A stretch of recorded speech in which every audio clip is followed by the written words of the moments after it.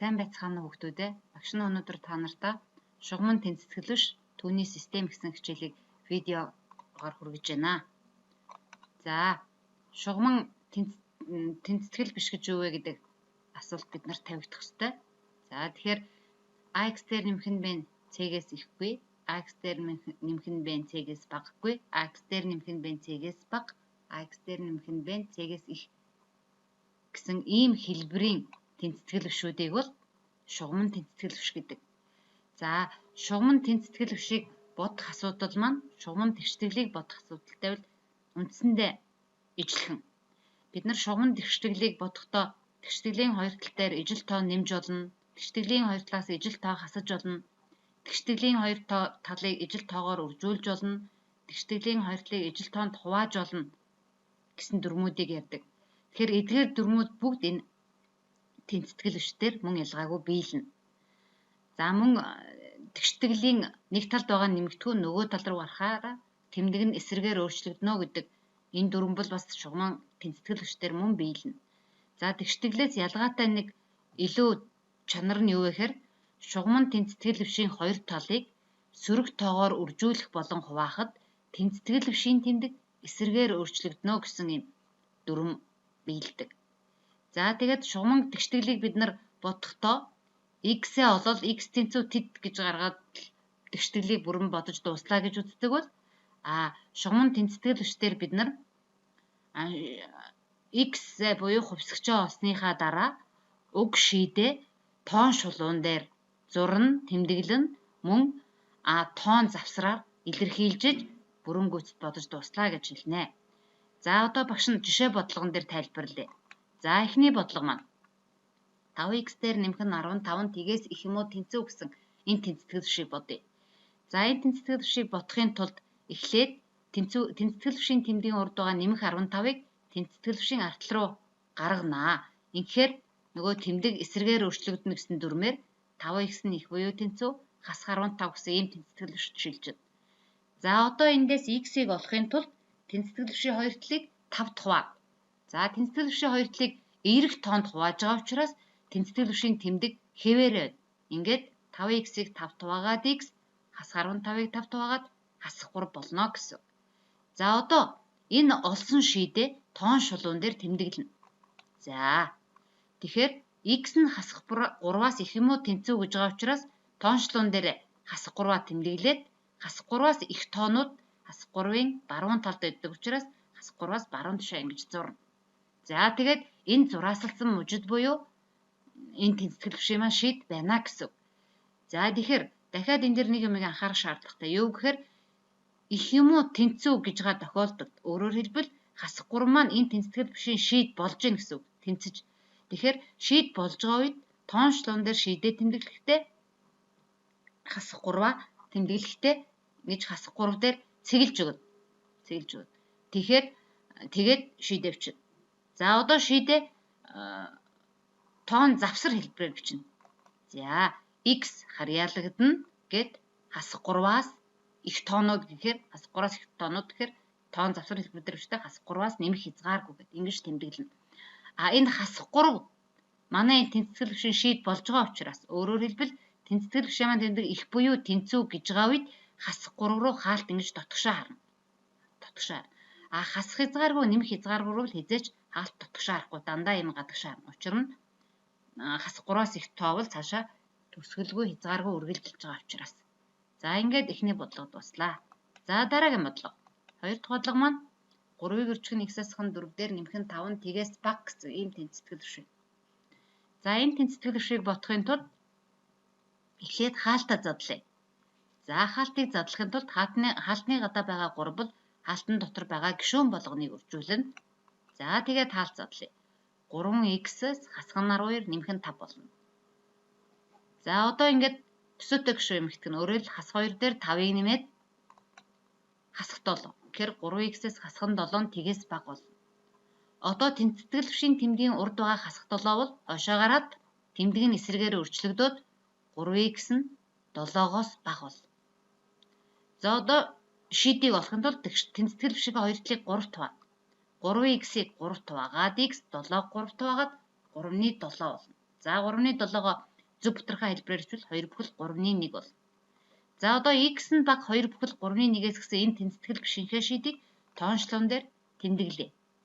Тэгэхээр 3-7-оос бага тоонууд бол 3-7-гийн зүүн талд байдаг учраас 2 бүхэл 3-1-ээс зүүн тал руугаа зураасалж тоончлон дээр тэмдэглэнэ. За энд 3-7-оос эрс бага гэж байгаа учраас өөрөөр хэлбэл 3-7 маань манай энэ тэнцэтгэл бишийн шийдвэч учраас цэгээ тэмдэглэхдээ дундаа нүхтэй буюу ингээд цагаан цэгээр тоончлон дээр тэмдэглэнэ. За одоо шийдээ бичнэ. Шийдээ тоон завсар хэлбэрээр бичихтэй дандаа тоончлон дээрээс харахад зүүн талаас баруун тийш чиглэлтэй шийдээ бичнэ. Өөрөөр хэлбэл 2 бүхэл 3-1-ээс зүүн тишээ хязгааргүй үргэлжилж байгаа учраас шийдээ бичихтэй хасах хязгааргүйгээс 2 бүхэл 3-1. За 2 бүхэл 3-1-тэй бол шийд тэнцэхгүй буюу энэ эрс баг гэсэн тэмдэгтэй учраас хаалт гадагшаа харна. За ингээд 2 дахь бодлогыг бодож дуслаа. За дараагийн 3 дахь бодлого. 3x нь бага буюу тэнцүү 32 дээр нэмэх нь 11x-с гэж байна. За энэ тэнцэтгэл бишийг бодохын тулд эхлээд тэнцэтгэл бишийнхээ тэмдгийн нэг талд x-тэй буюу хувьсгчтэй илэрхийллээ, нөгөө талдаа тоонуудаа ялгана. За тэгэхээр тэнцэтгэл бишийн тэмдгийн ард байгаа 11x бол урагш нь орохоор тэмдгийн эсрэгээ өөрчлөгдөөд хасах 11x болно. Ингээд 3x-аас хань 11x нь 32-оос бага юм уу тэнцүү гэсэн тэнцэтгэл биш үүснэ. Тэгэхээр 3x-ээс 11x-ийг хасахаар хасах 8x болно. Хасах 8x нь 32-оос бага гэсэн тэнцэтгэл биш үүсэж байна. За одоо эндээс x-ийг олохын тулд тэнцэтгэл бишийнхээ хоёр талыг хасах 8 туваа. За тэгэхээр түрүүнд хэлсэн чанар ёсоор тэнцэтгэл бишийн хоёр талыг сөрөг тоон хуваахаар тэнцэтгэл бишийн энэ 8x-аас бага юм уу тэнцүү гэсэн тэмдэг мань эсрэгээр өөрчлөгдөөд их юм уу тэнцүү болно. Тэгээ хасах 8x-ийг хасах 8 хуваахаар x 32-ыг хасах 8 хуваахаар хасах 4 болоод x нь их юм уу тэнцүү хасах 4 гэд ингээд тэнцэтгэл бишийг бодож дуусч байна. Одоо би энэ шийдээ тоончлон дээр тэмдэглэнэ. За тоончлон дээр хасах 4-өө тэмдэглээд хасах 4-тэй тэнцэж болох учраас хасах 4 дээр циклэн тийм ээ. Өөрөөр хэл цагаан цэг тавихгүй гэсэн. Тэгээд хасах 4-өөс их тоонууд бол түүний баруун талд оршдог учраас баруун тал руугаа зурна. За одоо энэ мужийг бид нар тоон завсар дээрээ шийд болгож бичнэ. За тэгэхээр x харьяалагдана гэдэг тэмдэг тийм ээ. X харьяалагдана хасах 4 манай тэнцэтгэл бишийн шийд учраас өөрөөр хэлбэл тэнцүү буюу гэсэн тэмдэгтэй байгаа учраас хаалтын дотгош нь харуулад хасах 4-өөс нэмэх хязгааргүйгээд энэ бодлогыг бодож дуусч байна гэсэн үг. За дараагийн бодлого. 4 дахь бодлого маань за энэ тэнцэтгэл биш. За энэ тэнцэтгэл бишийг бодохын тулд эхлээд хаалтыг задлаж төсөөтэй гишүүдийг эмхтгэн. За хаалтыг задлахын тулд хаалтны гадаа байгаа тав бол хаалтан дотор байгаа гишүүн болгоныг үржүүлнэ. За үржүүлье. 5-ыг 0.6-гаар үржүүлээд 3, 5-ыг 5-ны 3x-ээр үржүүлээд 3x. За тэгэхээр 3-аас хань 3x нь 11-ээс хань x-с ихээ гэсэн ийм тэнцэтгэл биш үүсэж байна. Одоо цааш нь тэнцэтгэл бишээ бодохын тулд тэнцэтгэл бишийнхээ тэмдгийн нэг талд хувьсгчтай илэрхийллээ, нөгөө талдаа тоонуудаа ялгах ёстой. За тэгэхээр тэнцэтгэл бишийн тэмдгийн ард байгаа хасах x уршаа ороод нэмэх x болно. Тэнцэтгэл бишийн тэмдгийн урд байгаа 3 хойшноо гараад хасах 3 болно. За одоо төсөөтэй гишүүдээ эмхтгэн. Хасах 3x дээр x-ийг нэмэхээр хасах 2x 11-ээс 3-ыг хасахаар 8 болно. За одоо x-ийг олохын тулд тэнцэтгэл бишийнхээ хоёр талыг хасах 2-т хуваад. За одоо тэгэхээр сөрөг тоонд хувааж байгаа учраас нөгөө тэнцэтгэл бишийн тэмдэг их гэж харж байсан тэмдэг маань бага болж өөрчлөгдөн гэдгийг анхаараарай. Тэгвэл хасах 2x-ийг хасах 2-т хуваад x тэнцэтгэл бишийн маань тэмдэг эсрэгээр өөрчлөгдөөд x нь бага болоод 8-ыг хасах 2-т хуваад хасах 4 юм болж байна. За одоо энэ шийдээ тоон шулуун дээрээ тэмдэглэнэ. X нь хасах 4-өөс бага. Хасах 4-өөс эрс бага учраас хасах 4 дээр цагаан цэг. Тэгээд бага гэхээр хасах 4-ийн зүүн талын мужийг зурааслаад энэ тоончлон дээр зурсан завсраа тоон завсраар илэрхийлвэл x нь харьяалагдана хасах хязгааргүйгээс хасах 4. Хасах 4-өөс эрс бага учраас хаалт гадагшаараад энэ тэнцэтгэл бишийн маань шийд хасах хязгааргүйгээс хасах 4 болж байна. За ингээд энэ бодлогыг бодож дууслаа. За дараагийн бодлого. Бодлого 5. За одоо хэдүүлээ. Шугамн тэнцэтгэл бишийг бишийн системийг хэрхэн бодох талаар бодлого бодъё. Бодлогонууд жишээ бодлогонууд бодъё. За эхний тэнцэтгэл биш маань 2x-6 тгээс их юм уу тэнцүү? 4x-20 тгээс эрс баг гэсэн ийм хоёр тэнцэтгэл бишийн системийг бодъё. За үүний тулд эхлээд тэнцэтгэл бишийнхээ нэг талд төвсгчаа нөгөө талдаа тоогоо ялгана. За тэгэхээр хасах 6-г тэнцэтгэл бишийн хой тал руу, хасах 20-ыг тэнцэтгэл бишийн тэмдгийн хой тал руу гарганаа. За тэгвэл яах вэ? Урт талд байгаа нэмэгдэхүүн хоошоо гарахаараа тэмдэг нь эсрэгээр өөрчлөгдөд нэмэх болчихно. За ингээд төсөөтэй гишүүд эмэгдэг бол 2x нь 6-аас их, 4x нь 20-оос бага болж байна.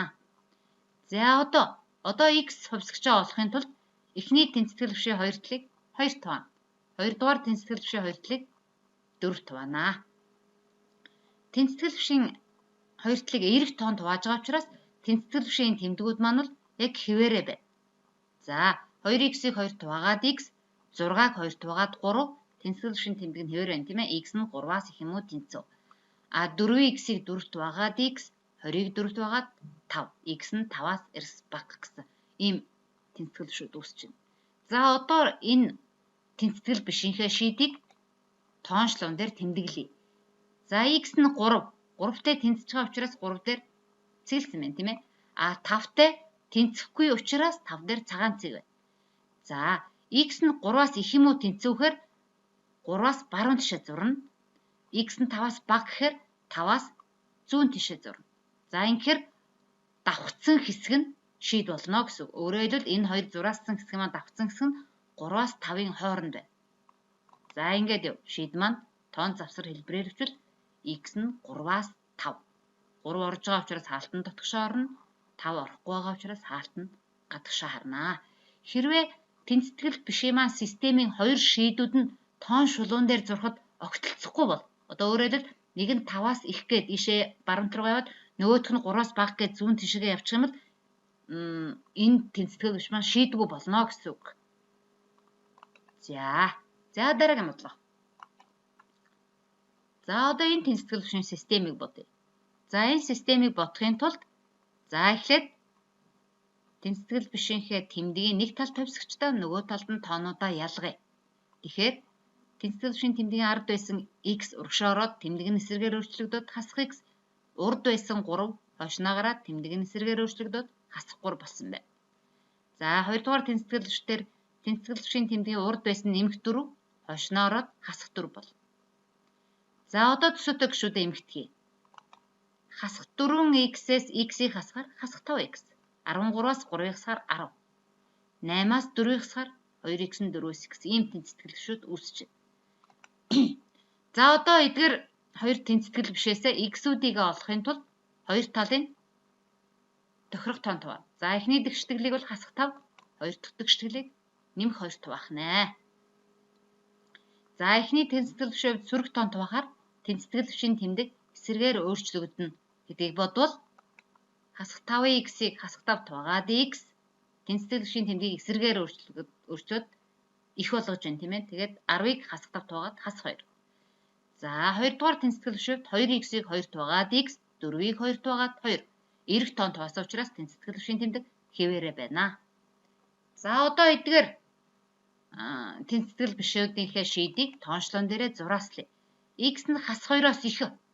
Хас 2-оос баруун тишээ зурна тийм ээ. За яг энэ тоончлон дээрээ мөн 2-оо тэмдэглэнэ. 2-оос их. 2 бол хас 2-оос баруун талд байдаг тийм ээ. За ингээд 2-оос их гэхээр мөн 2-ын баруун талыг зурааслана. Тэгэхээр энэ хоёрын хоёулангийн давтж байгаа хэсэг бол 2-оос баруун тишээ буюу 2-оос нэмэх хязгааргүй тал дээр давтж байна. Тэгэхээр манай шийд маань тоон завсар хэлбэрээр хичвэл x нь харьяалагдана 2-оос нэмэх хязгааргүй болж байна гэсэн. За ингээд энэ тэнцэтгэл бишийг бодож дууслаа. За дараагийн тэнцэтгэл биш. За энэ тэнцэтгэл бишийг дахиад бодохын тулд эхлээд эхний тэнцэтгэл бишийнхээ хаалтыг задлаа. За 2x-аас хэн 2 нь бага уу тэнцүү? Хаалтныг гадаа байгаа 3 бол хаалтан дотор байгаа гишүүн болгоныг үржүүлнэ. 3-ыг нэгээр үржүүлээд 3, 3-ыг хасах x-ээр үржүүлээд хасах 3x.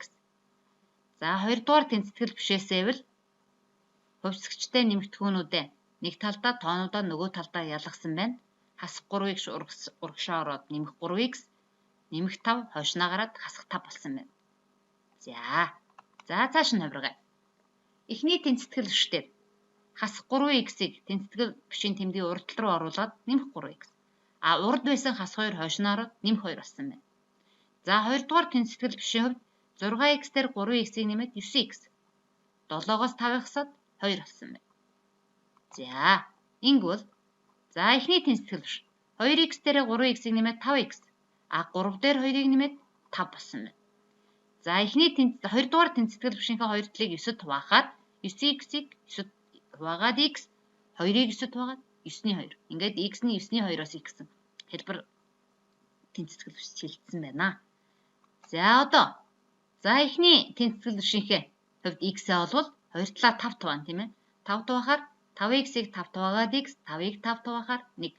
Ингээд x нь 1-ээс бага юм уу тэнцүү. Хоёрдугаар тэнцэтгэл бишээр x нь 9-ний 2-оос эрс болж байна гэсэн. За эдгээр шийдвүүдэд тоончлон дээр зуръя. Тоончлон дээр 9-ний 2 1 гэсэн тоонуудаа байрлуулна. 9-ний 2 бол 1-ээс бага учраас зүүн талд нь байрлана. За 9-ний 2 дээр эрс тэмдэг. Эрс бага гэсэн тэмдэг маань байгаа учраас цагаан цэг.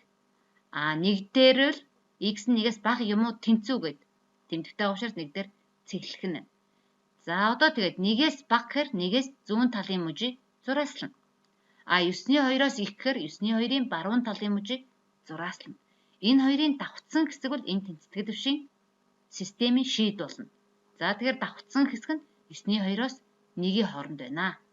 За энийг тоон завсар хэлбэртжүүл x харьяалагдана 9-ний 2-оос 1. 9-ний 2-тэй тэнцэхгүй учраас хаалт нь гадагшаа харна. 1-тэй тэнцэж байгаа учраас хаалт нь дотгошоо харж байна. За энэ тэнцэтгэл бишийн системийг ингээд бодож дуслаа. За дараагийн бодлого 8 дахь бодлого. За 8 дахь бодлого маань ийм давхар тэнцэтгэл биш. За давхар тэнцэтгэл бишийг бодох багш нь хоёр аргыг тайлбарлаж өгье жишээн дээр. За эхний арга нь бол энийг тэнцэтгэл бишийн системд шилжүүлээд бодчихдог. Өөрөөр хэлбэл 5-аас нь x нь 2-оос их 10-аас бага гэдэг чинь энэ давхар тэнцэтгэл бишээ ингээд салгаад дан хоёр тэнцэтгэл бишийн системд салгаад өчөж болно. За ингээд салгачих юм бол энэ системийг бид нар өмнөх 7 жишээгээр бол бодож чадна тийм ээ. За бодъё. Тэнцэтгэл бишийн тэмдгийн хойнд байгаа 5 урагшаа ороод хасах 5 болно. Хоёрдугаар тэнцэтгэл бишээр урд байгаа 5 хойшноо хараад хасах 5 болно. За тэгээд төсөөтэй гишүүдээ эмгэгтгэжье. Эхний тэнцэтгэл бишүүд 2-оос 5-ыг хасаад хасах 3 бага хасах x-с болно. Хоёрдугаар тэнцэтгэл бишүүд 10-аас 5-ыг хасаад 5 гараад хасах x нь 5-аас бага гэсэн юм хоёр тэнцэтгэл биш үзнэ. За бид нар тэнцэтгэл бишийг бодлогдсон эцсийн дунд x-ийг олох ёстой. Энд хасах x-ийг олцсон байна тийм ээ. Тэгэхээр хасах x-ээс x-ийг олохын тулд энэ тэнцэтгэл бишийн хоёр талыг хоёуланг нь хасах нэгээр үржүүлнэ. За тэгэхээр үржүүлэхийн өмнө нөгөө тэнцэтгэл бишийн хоёр талыг сөрөг тоогоор үржүүлэхээр тэмдэг эсрэгээр өөрчлөгддөг шүү. Тэнцэтгэл бишийн тэмдэг эсрэгээр өөрчлөгддөг шүү гэдэг дүрмээ бодоод үржүүлвэл хасах 3-ыг хасах нэгээр үржүүлээд нэмэх 3 тэнцэтгэл бишийн тэмдэг маань өөрчлөгдөд их x-с хасах x-ийг хасах нэгээр үржүүлээд x болно. За хоёрдугаар тэнцэтгэл бишээр хасах x-ийг хасах нэгээр үржүүлээд x 5-ыг хасах нэгээр үржүүлээд хасах 5 сөрөг тоогоор үржүүлсэн учраас тэмдэг маань эсрэгээр өөрчлөгдөд x нь хасах 5-аас ихээ гэсэн ийм хоёр тэнцэтгэл биш үүснэ. За энэ хоёр тэнцэтгэл бишийнхээ шийдийг тоончлон дээр зуръя. x нь хасах багаас x нь 3-аас бага. Тэгэхээр 3-ын зүүн талын мужийг зурааслана. Эрс бага учраас 3 дээр цагаан цэг. За хоёрт нь x нь хасах 5-аас их. Тэгэхээр хасах 5-ын их гэсэн учраас хасах 5-ын баруун талын мужийг зурааслана. Тэгэхээр хасах 5-аас эрс их учраас мөн цагаан цэг. За тэгээд энэ хоёрын хоёулангийнх нь давхцсан хэсэг бол энэ хоёрын хооронд гарч ирж байна тийм ээ. Тэгэхээр шийд маань эцсийн дунд x харьяалагдана хасах 5-аас 3. Хоёр алд хоёулаа гадагшаа харах хэрэгтэй тийм ээ. За эхний аргаар энэ тэнцэтгэл бишийг ингээд бодож дуслаа. За хоёр дахь арга. За хоёр дахь арга нь шууд давхар чигээр нь бодно. За давхар чигээр нь бодохын тулд 5-аас хасах нь x-ээс би x-ийг олох ёстой. Үүний тулд эхлээд би 5-аас хасах нь x-ээс 5-ыг олоод хасах x-ийг олчихно. 5-ыг хасаад хасах x-ийг олчихно. За хасахын тулд энэ тэнцэтгэл төвшөөс 5-ыг хасахын тулд завсар болгоноос хасна. Зөвхөн голоос нь хасах юм бол тэнцэтгэл төвшин маань нөгөө нэг чанараа өмнөх чанараа хадгалахаа болчихно. За хасъя. 2-оос 5-ыг хасна. 5-аас хасах нь x-ээс 5-ыг хасна. 10-аас 5-ыг хасна. За тэнцэтгэл төвшин тэмдэгнүүд хэвээр байна тийм ээ. Бүгдээр ингээс нь ижилхэн хассан учраас. За тэгээд хасангууд 2-оос 5-ыг хасаад хасах 3. 5-аас хасах нь x-ээс 5-ыг хасахаар хасах x 10-аас 5-ыг хасахаар 5. Ийм бол. За одоо бид нар энд x-ийг олох хэрэгтэй. Тэгэхээр хасах x-ээс x-ийг олохын тулд тэнцэтгэл төвшинхээ хоёр талыг хасах нэгээр үржүүлдэг. За хасах 3-ыг хасах нэгээр үржүүлээд нэмэх 3. Хасах x-ийг хасах нэгээр үржүүлээд x. 5-ыг хасах нэгээр үржүүлээд хасах 5. За сөрөг нэгээр үржүүлсэн учраас тэнцэтгэл төвшин маань тэмдэгнүүд энэ хоёр тэмдэг хоёулаа эсрэгээр үржлэгдээд нөгөө тийш харсан байна. За ингээд шийд маань юу болж байна? X 3-аас бага, x хасах 5-аас их. За одоо энийг тоончлон дээр тэмдэглэнэ. Хасах 5-аас их мөртлөө 3-аас бага гэхээр хасах 5-аас 3-ын хооронд оршино гэсэн. За энэ шийдээ тоон завсар хэлбэрээр бичвэл x харьяалагдана хасах 5-аас 3 гэдэг. Өмнөх 1-р аргаар батсан шийд маань 2-р аргаар бодоход бас яг ингэж гарч ирнэ гэсэн. За тэгэхээр хойштой энэ давхар тэнцэтгэл төвшийг бодохдоо энэ хоёр аргын аливаар нь бодож болно. Чамд аль арга нь арай амархан хялбархан байна. Тэр аргаараа бодно гэсэн. За ингээд дахиад нэг бодлого. Буюу сүүлийн бодлого багш нь тайлбарлаж өгье. За 4x-аас хасах нь 2 нь 10-аас их юм уу тэнцүү 18-аас бага гэсэн энэ тэнцэтгэл төвшийг давхар тэнцэтгэл төвшийг бодъё. Үүний тулд 4x-аас хасах нь 2-оос 4x-ийг эхлээд олохын тулд 2-ыг нэмчихвэл болохоор байна, тийм ээ. Тийм учраас би энэ тэнцэтгэл төвшийн талууд дээр 2-ыг нэмье. За 10 дээр 2-ыг нэмнэ, 4x-аас хасах нь 2 дээр 2-ыг нэмнэ, 18 дээр 2-ыг нэмнэ. За тэгэхээр 10 дээр 2-ыг нэмээд 12 4x-ээс хасах нь 2 дээр 2-ыг нэмэхээр энэ 2 хас 2 нэмэх 2 устдаа 4x 18 дээр 2-ыг нэмээд 20 болно. За одоо эндээс x-ийг олохын тулд тэнцэтгэл төвшингийн талуудыг 4-т хуваана. 12-ыг 4-т хуваагаад 3, 4x-ийг 4-т хуваагаад x, 20-ыг 4-т хуваагаад 5 гэсэн. Өөрөөр хэлбэл манай энэ тэнцэтгэл төвшин маань шийд 3-аас их 5-аас бага байх нэ гэсэн. За энэ шийдээ тоон шулуун дээрээ тэмдэглэчээ. X нь 3-аас их гэхээр 3-аас баруун тишээ явна. 5-аас бага гэхээр 5-аас зүүн тишээ явна. Тэгэхээр энэ хоёрын давхцал буюу 3-аас 5-ын хооронд шийд маань байна гэсэн. За тэгээ энэ дээр 3-тэй тэнцэж болох учраас цэгтэй байна тийм ээ. 5-тай тэнцэхгүй буюу эрс тэмдэгтэй байгаа учраас цагаан цэгтэй байна. За шийдээ бичвэл x харьяалагдана 3-аас 5.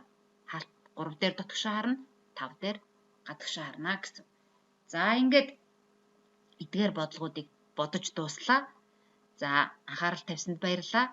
Багшийнхаа энэ бичлэгийг дахин үзээд дараах бодлогуудыг сургачгээсээ бодоод багш нар руугаа явуулаарай.